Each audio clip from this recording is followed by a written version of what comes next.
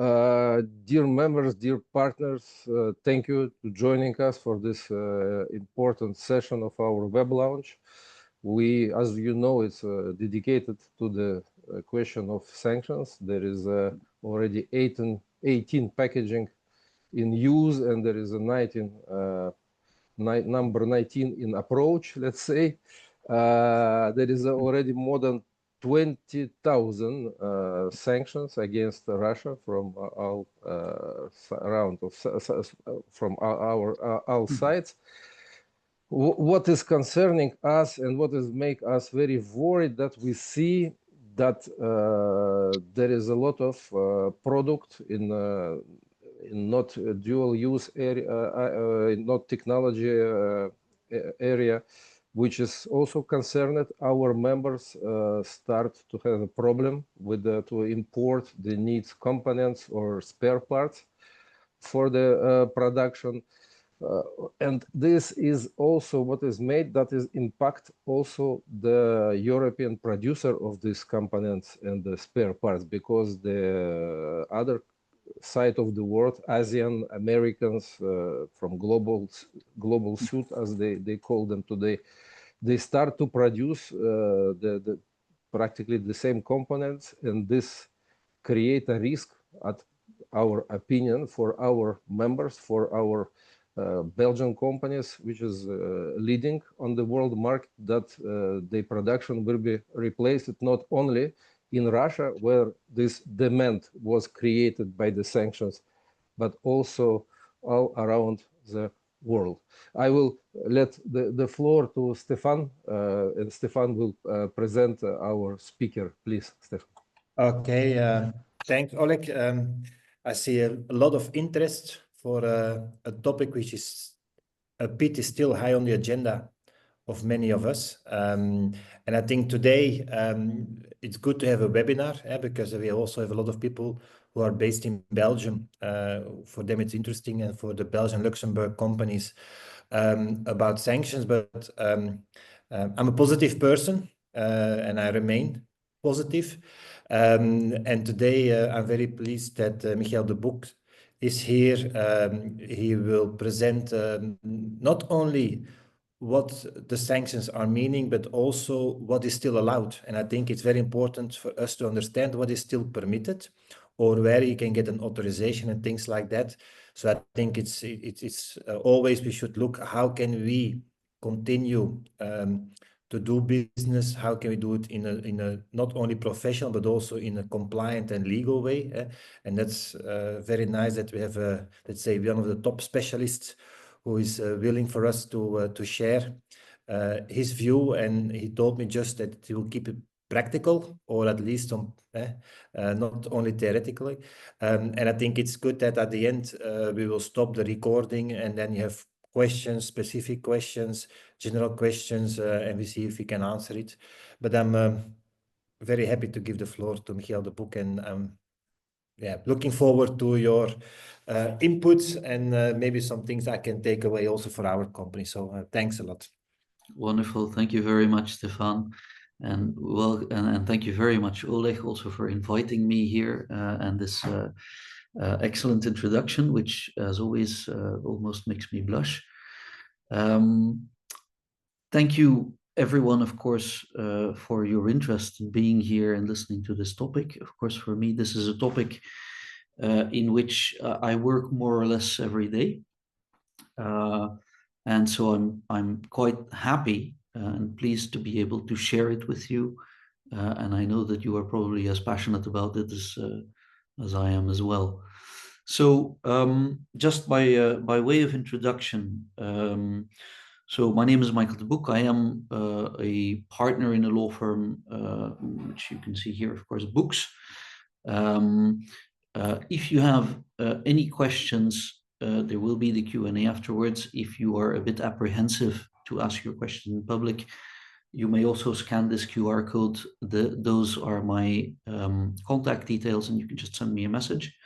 That's perfectly fine as well. I have WhatsApp and Telegram.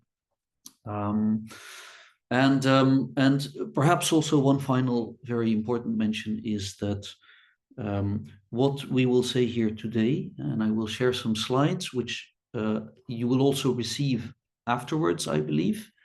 So I will share them by CCBLR. Anything I say, of course, is not to be construed as a legal advice. I have to be a very lawyer to say that. Also, of course, because certain constellations of legal advice, as we will see, are not allowed anymore. So this is an informational webinar and not a legal advice.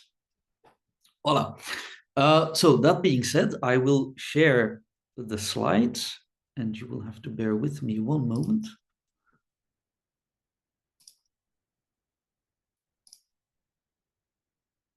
There we go. Is this visible for everyone? May I confirm that? Yes, okay. So the brief that I received from Oleg was to discuss how businesses can still operate lawfully now in 2025. And so what we will cover, oh, there we go. So I've broken that down in a number of topics that we will discuss. And as Oleg and Stefan have said before, I will try to keep it practical. I know that this is not an academic setting. You know, organizations and businesses like to keep things practical. So I will try to stick to that. But we do have to cover a little bit the basic principles of EU sanctions law, because of course you need to know why it is important to be compliant, or how that affects you if you're looking into a certain transaction. After this, and I will also explain very briefly who is responsible for the implementation and enforcement of this framework. And that, of course, also determines whom you should turn to when you would like to have a license, an authorization to engage in a certain transaction. And then we will also look at, rather briefly, but we will look at it, how to file regulatory authorization requests, what you should look at, in particular, what you should take care of, and what some common mistakes are, right? And that should help you, I hope, to prepare those requests. I always say it's not a bad idea to have it checked, of course, and I say that without any obvious interest, but perhaps at least the first one, and then in next ones you can refer to prior authorizations. And of course, we'll have some moments also to ask questions. So, basic principles of EU sanctions, right? As anyone knows, sanctions are foreign policy measures. They're adopted by the European Union, but also now by the member states to influence the behavior or the policies of other states and also non-state entities, right? So it's a fairly broad scope of powers that is attributed, I should say, to the European Union, of which the purpose is to make a regulatory change elsewhere and essentially to make temporary restrictive measures. And these two words are important. They are restrictive, so they will have an impact on businesses, as you all know, but they are supposed to be temporary. That means that there's always also a good line of reasoning for EU businesses to argue on the protection of their rights, to ensure that a situation does not permanently harm them, right? That is a line of reasoning that you can always develop from these general principles. Now, the way these operate is that they can be comprehensive or they can be targeted. So they can be directed against an entire state, an entire sector, or they can be directed against individuals or entities. One of the things I love, but I'm sure that many businesses will not agree with me, one of the things I love about sanctions is that as an area of law, it is a mix between geopolitics and law, right? So it's always a little bit of the two, and that will also come back in the way that we see that derogations are framed and requests for authorization. You have to be mindful that this is a foreign policy tool, right? So it's policy. It's not strictly only law, right? So this is very important to frame later on when you ask for an authorization, to know that you're not relying on a right that is given in law. You're basically trying to fit into a policy of a state, right? And so policy objectives have to be a guiding principle when you're drafting requests, right? And then there's a personal favorite of mine as well, is that sanctions designations are not criminal convictions. I find this one very, very important to remember, right? There are many individuals designated. It does not mean that they are criminals, right? Now, is there a dividing line somewhere there? Yes, possibly. Some individuals may be designated exactly because under global terrorism sanctions regimes, their acts would be considered criminal offenses. But certainly that does not apply to all designations, right? Some designations are purely economic, right? So sanctions designations are not criminal offenses. Doesn't mean that someone is a criminal. But if you violate sanctions, mostly violations are criminal offenses. And that is true for most of the EU, right? So that gives you a good reason to comply, right? Now, when we look at the EU, Russia, and Belarus sanctions, I've taken Belarus together with this scope. So we see, of course, that sanctions have been started to implement, well, actually already way back in the horizontal regimes, but the targeted sanctions against Russia and Belarus started in 2006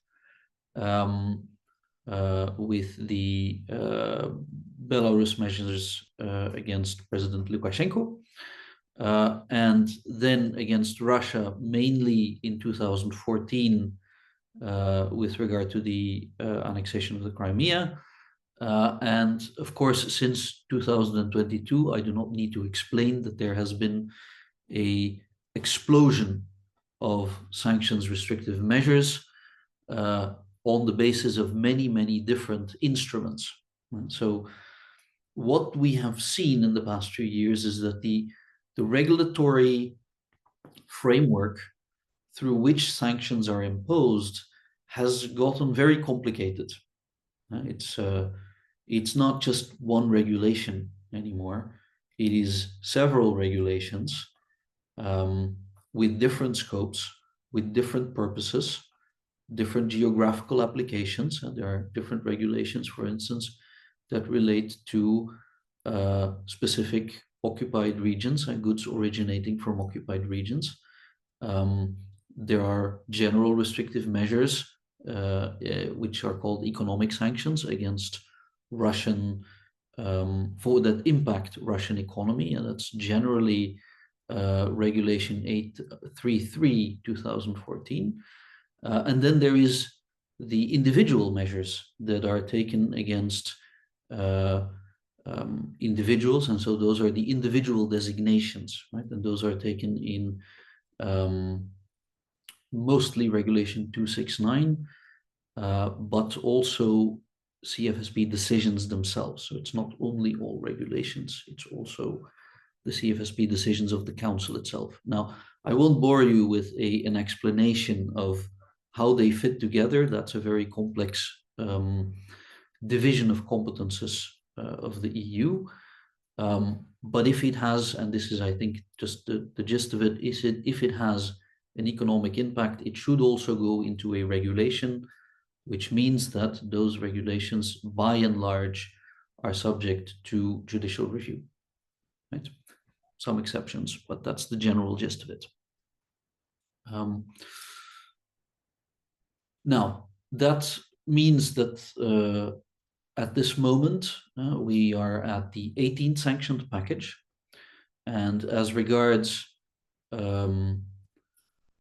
individual designations, I think we're about around 3,500 individuals and entities. And in the economic sanctions packages, there are specific measures directed to sectors that generate significant revenues for the Russian Federation. And so that relates to the financial sector, to trade, to the energy, transport sector, and of course, technology and defense sectors, insofar as the aim of the measures is to prevent the enhancement or the development of military application of the Russian economy or military. Right? And so that means that we see restrictive measures operating in a wide range of sectors. But the closer, of course, you go to what's called dual use and military applications, the more likely the prohibition is to be.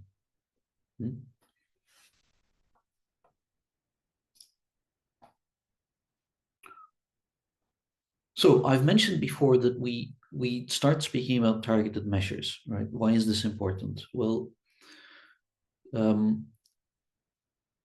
originally, when we go way back, I won't start a history class, but when we go way back to the area of what was called gunboat diplomacy, sanctions or trade policy, because they were essentially the same thing at the time, were usually general embargoes of another state.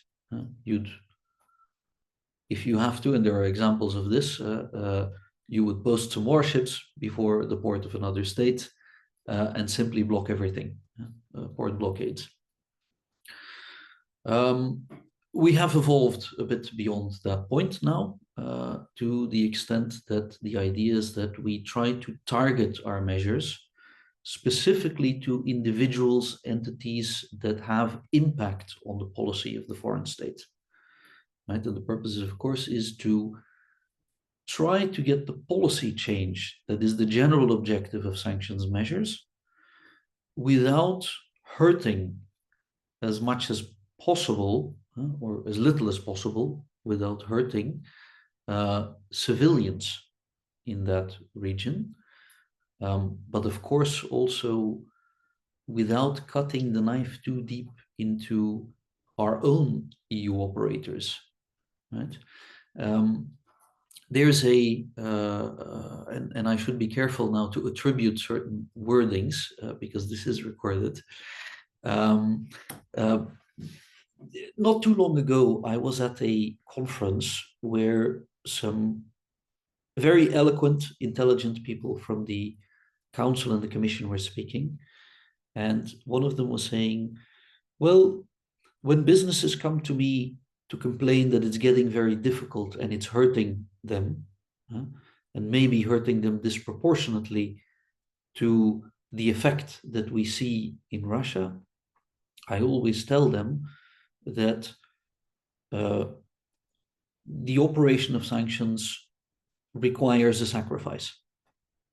So the greater the sacrifice, the more impact we will have in Russia, or in the Russian Federation. To some extent, of course, that is true. There is always a cost to the operation of sanctions, but we do need to try and minimize that cost. That is a certainty, and I think one of the roles for businesses in this setting is to make clear also through their sectoral associations how to limit that cost, right? Because that's how exemptions and derogations in the sanctions packages come to exist, right? So when you're thinking about, is this worth for me to flag to a regulator? Is it worth for this, even informally, to mention to some of the permanent representatives in the RELEX committee or in the council or wherever you may find them, if need through your lawyer, is it worth to flag these things? The answer is always yes. Because, as I will explain later with some actual numbers, there are a lot of rules and prohibitions, but there are also a lot of exceptions and derogations, right? And the purpose of those derogations is exactly to spare the impact on EU operators as much as possible, right? And so I think it's only logical that you should try to make use of it and flag where they can use improvement, or where you see practical problems arising, potentially due to certain countermeasures being adopted by Russia, right? And there too, there are examples, right? So,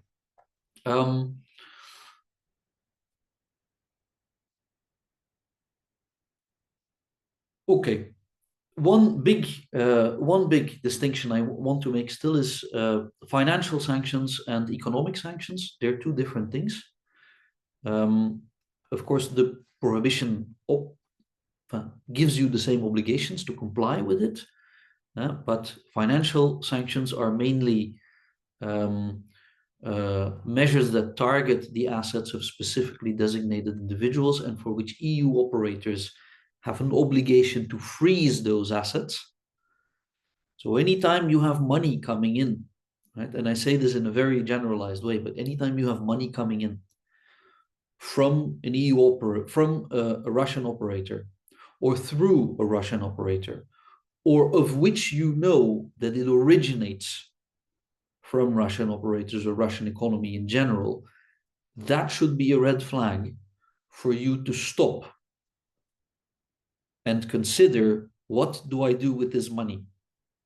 Even if you know that it's intended to be paid to someone else, even if it's intended to be paid to you, or that you have to pay a subcontractor, stop the transaction, park the money, figure it out. Is that money originating from a sanctioned individual, from a sanctioned company? Do I need to block it? Right? The answer might be yes. And then, of course, you say, well, I'm cutting in my own flesh because I need this money. The answer to that is true. But then the further action is request a release license, what's called a release license. So, but first you block it and you report it. Okay. And then, of course, we have the economic sanctions which impact your business in the sense of export transactions that you may or may not be allowed to perform anymore, or specific goods or services that you may not deliver, subject, of course, also to the derogations. Voilà, I hope that distinction is more or less clear. And then a final very important part, and this has changed not too long ago. What is the scope of EU sanctions, right? You might have a company group and you might think, well, does it apply to all of my group? Who needs to comply with EU sanctions? Well, the answer there is, if you are in the jurisdiction of the EU, which means if you're based on EU territory, right, then obviously, like any law, EU sanctions apply to you, right? If you are an EU national, right, and I say this particularly in this group, if you're an EU national and you are residing in Russia, yes, sanctions apply to you. Yeah. So if you either work in Russia because you're an expat, you're running a subsidiary of a new company, or you've made your own company there, and you are physically not in the EU, that does not mean that EU sanctions don't impose any obligations on you. They do, right? And that needs to be crystal clear. They do, because you are an EU national, and therefore that applies to you.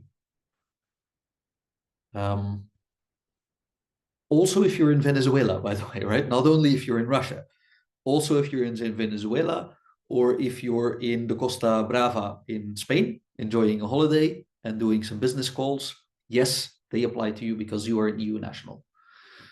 And then, of course, companies. If you are a company established or incorporated in the European Union or under the law of a member state of the European Union, then EU sanctions apply to you, apply to the company. They also apply to branches of EU company. And there we need to make a fundamental distinction. A branch is an entity of a company that does not have its own separate legal personality. Right? So a branch, or a filiale, as they say, you may have a branch open in Russia or in Belarus or in Kazakhstan. To all of those branches, because they are not separate legal entities, that means they fall under the legal entity of the EU company, and therefore EU sanctions apply to them, right? To all of their activities, regardless of where they are. A bit of a special one is also on board aircraft or vessels under member state jurisdiction, even if they're in international waters. I think the practical application of that is somewhat limited, but it may happen that you're the example that's always given is you're a board member in a really big company and you have business meeting on an airplane with between the headquarters of different companies. Are the decisions you take in that board meeting in the air subject to sanctions? Yes, they are, provided that the flag state of the aircraft is a member state, or that you are an EU national. And additionally, because the decision you're taking on behalf of an EU company is an EU company established in a member state, right? So this whole complex of conditions justifies the application of EU sanctions. But then, of course, the question is, what about my subsidiaries, right? Say that your company has, and I see in one of the backgrounds, 19 cities, 16 countries. Your company has a parent company and a subsidiary, perhaps in Russia or in Belarus. Do sanctions apply to that legal entity? The answer is principally no. EU sanctions do not, as a general principle, apply or impose obligations on that particular legal person, that particular company. Why? Because it is not subject to EU law, right? Point clear, right? The Commission has always stated, and that principle still applies, although it's sort of gradually diminishing a little bit in strength, is that EU sanctions, unlike US sanctions, do not apply extraterritorially, right? So that means that if you own a legal entity in Russia, that legal entity is not subject to EU law. But, right, and this is again the big but, because, and now I'm thinking whether it was, I'm now forgetting, I used to be able to say like in which sanctions package most of the measures were introduced, but I forget now which one. I think it was 16 package or something like that. So the EU has imposed a best efforts obligation that also imposes an obligation not on the subsidiary, but on the EU operator who owns the subsidiary to use the effective control that he or she has to make sure that that subsidiary, in essence, complies with EU sanctions law, or at least does not undermine the application of EU sanctions, right? So that, traditionally raises a lot of questions in the sense of, well, I have goods that I'm no longer allowed to export to Russia. Can I now export them to my subsidiary in Kazakhstan? And my subsidiary will export it to Russia. The answer to that question, of course, is, well, it depends on how much control you have in that subsidiary. If you have effective control in that subsidiary, the answer is no, because then you're circumventing. Of course, if you are a minority shareholder in that subsidiary and you don't have effective control, right, then you might not be able to stop that transaction, right? And then you are not liable for a breach. But the operative word there, or condition, that is effective control, right? Well, I thought I had a slide that, but I did not put it in apparently. So the EU Commission has provided some guidance on the application of that best efforts obligation, which clearly says that you have to do what you can. You have to take the necessary measures to make yourself aware of the risk assessment of sanctions violations of your subsidiaries or joint ventures, and take the necessary measures to ensure, per the effective control that you have, to make sure that that subsidiary also complies, right? So that's the scope, which is a very important one, because I'll get back to that. I have a couple of slides on implementation, but I'm going to go through them rather quickly because I want to get to the very, let's say, well, the more useful part, which is the slides on the export restrictions and the allowed and not allowed activities. What you should know about implementation and enforcement is, of course, that I would say as a joint principle, and I don't want to sound cynical, but as a joint principle between the EU and Belgium, is that we like to separate and fragment competences. So there are quite a few instances that are responsible for the implementation and enforcement of restrictive measures, but the most important ones are the FPS Finance, so the Ministry of Finance for the financial sanctions, the Ministry of Economy for your export and economic sanctions, Customs and Excise, which does the practical implementation of export controls, and the Public Prosecutor's Office, who will send you a kind or not so kind letter if you have engaged in, I don't know, one too many breaches, perhaps. And of course, everyone knows that we are not alone in the world. There's also the US and the UK who have enforcement agencies for whom you may need to request licenses.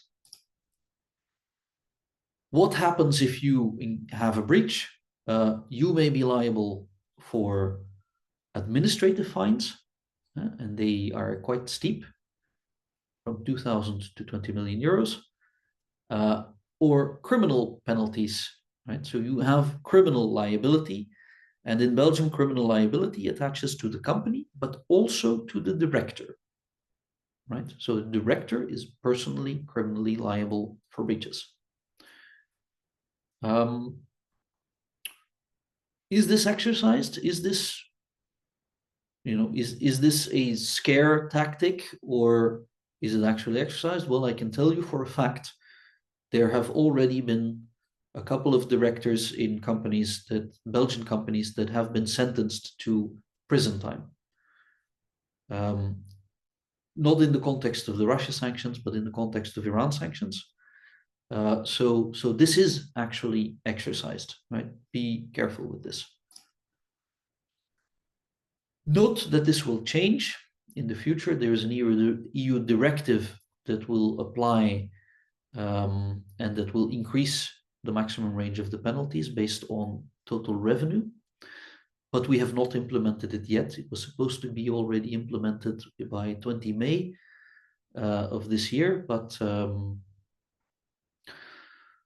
yeah, last I heard it was supposed to be implemented then by July, but that also hasn't happened. So we will see when the ministries get around to it. And now we get to the important part, which is, of course, the restrictive measures, the exemptions, and the derogations.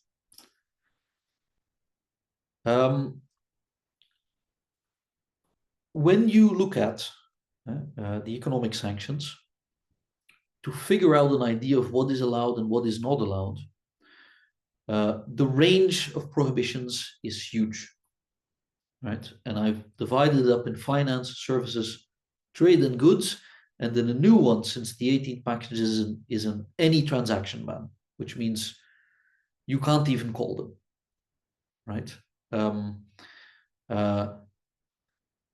I'm not going to go over each of every one. If it's in your sector, you probably already have an idea of what is allowed in terms of export and what isn't allowed.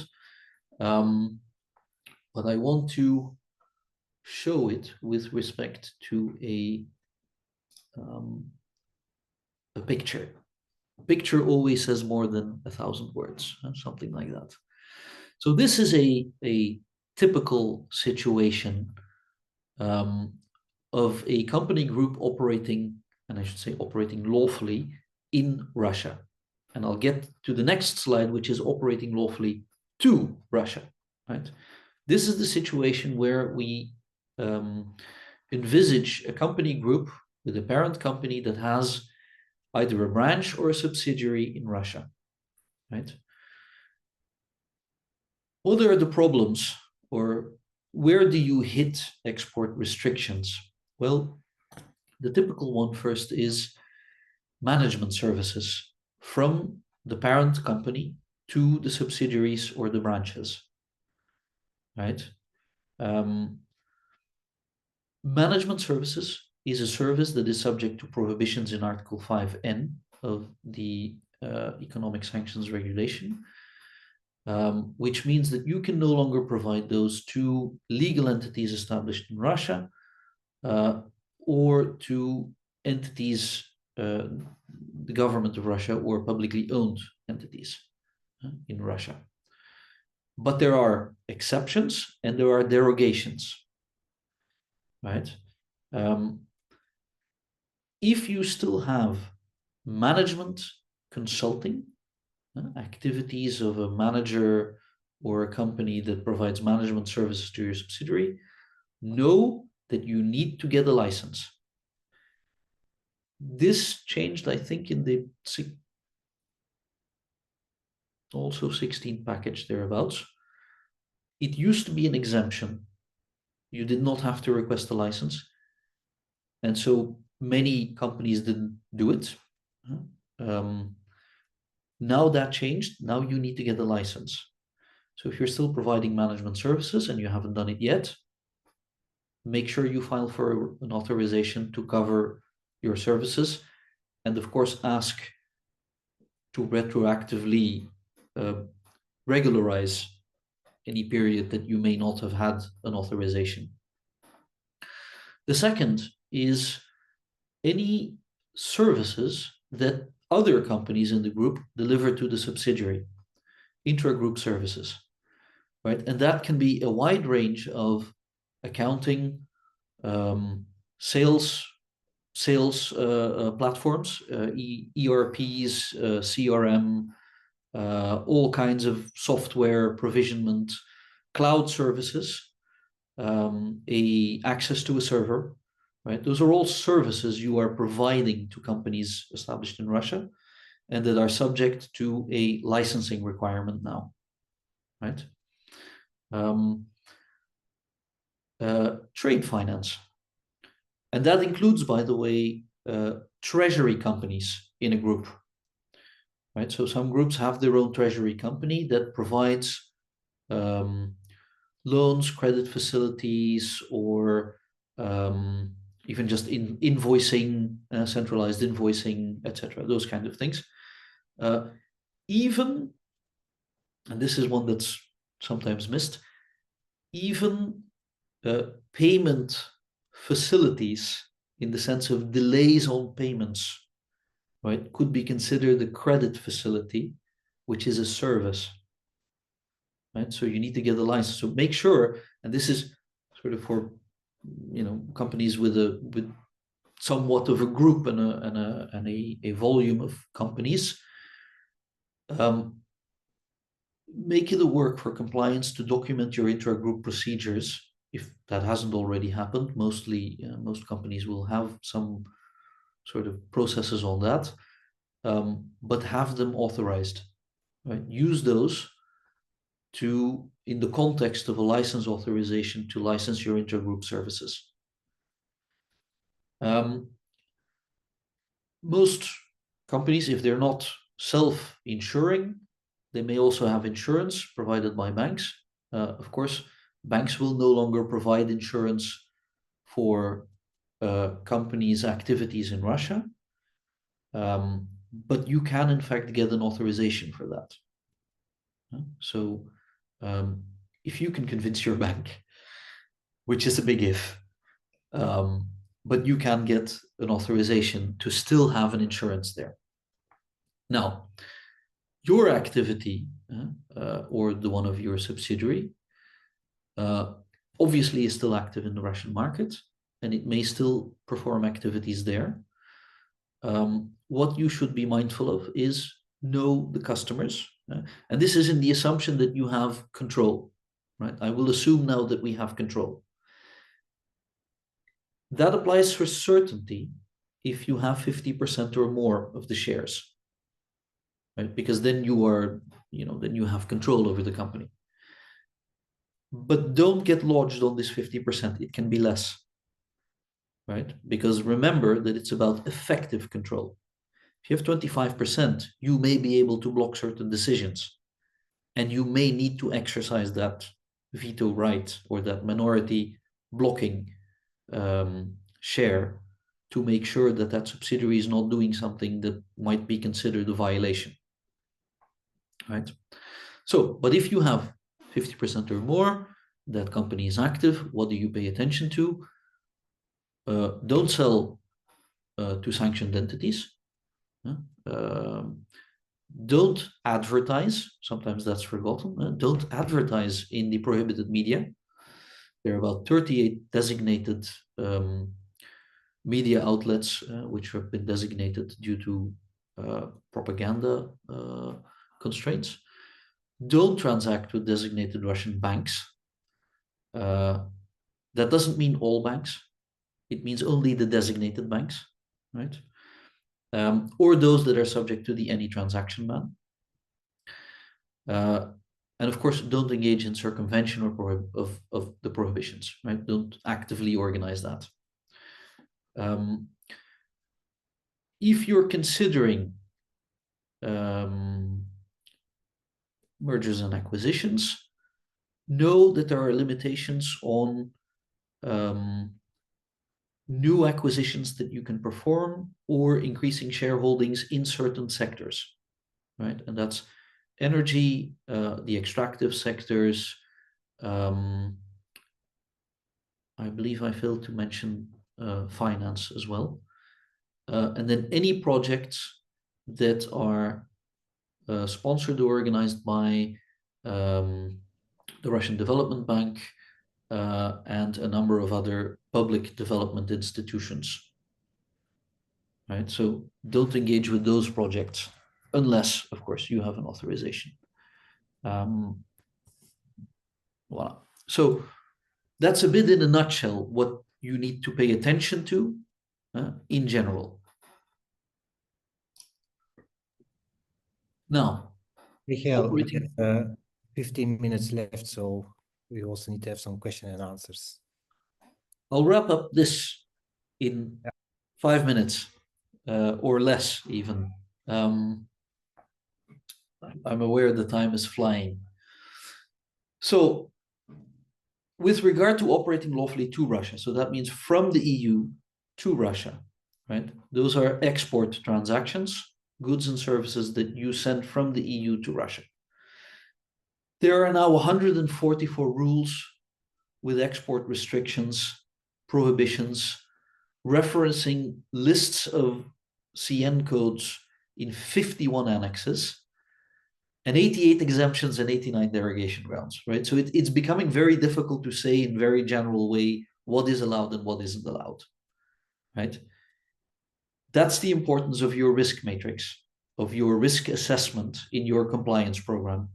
Make sure you have your compliance program and that you have this risk assessment. If you don't have that, you will increasingly be liable for any breaches. Right? Your compliance program is a shield that guards you from inadvertent breaches.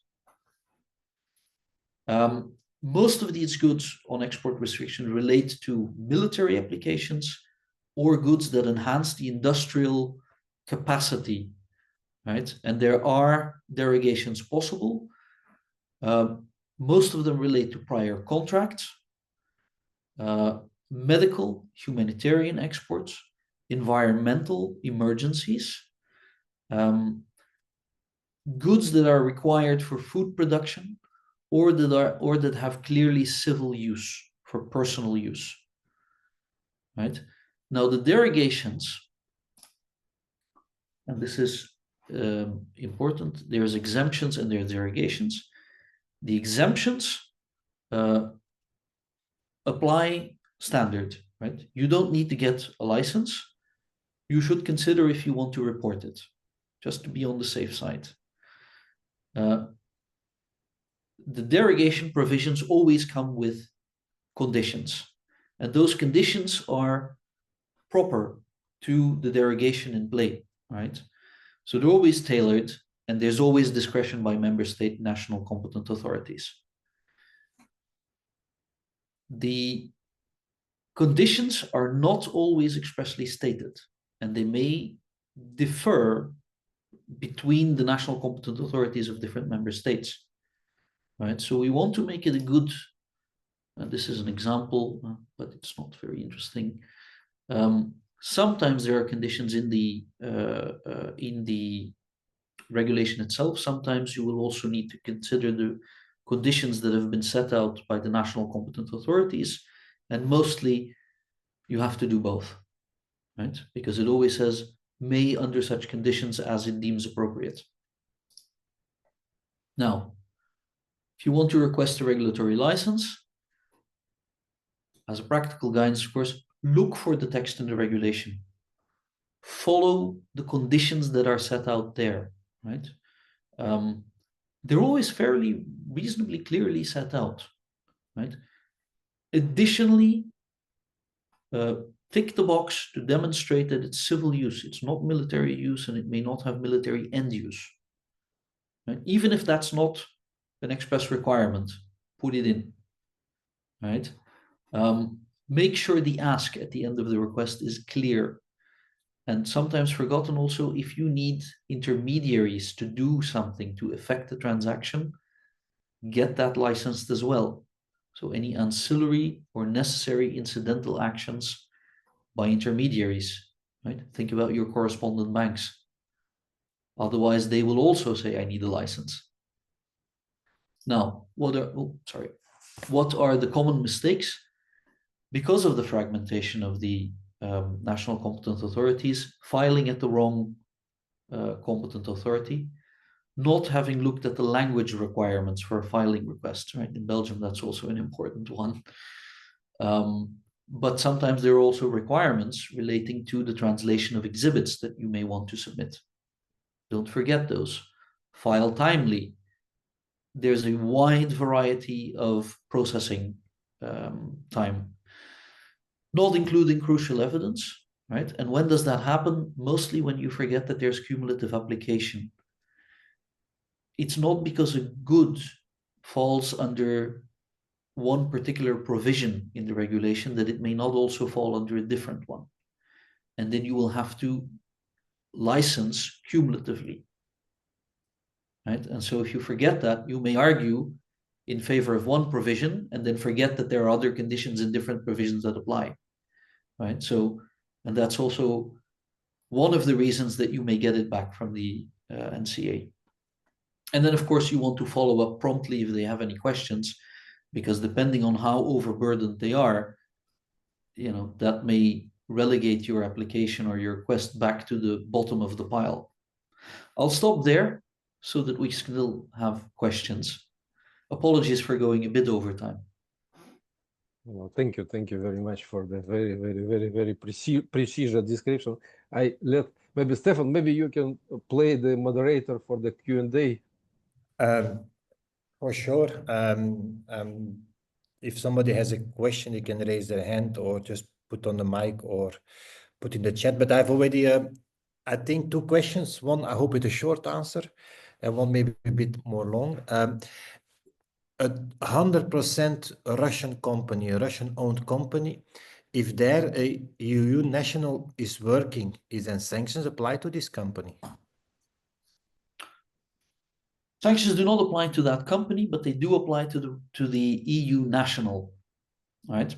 So the EU national is subject to sanctions, even in the decisions that he takes for the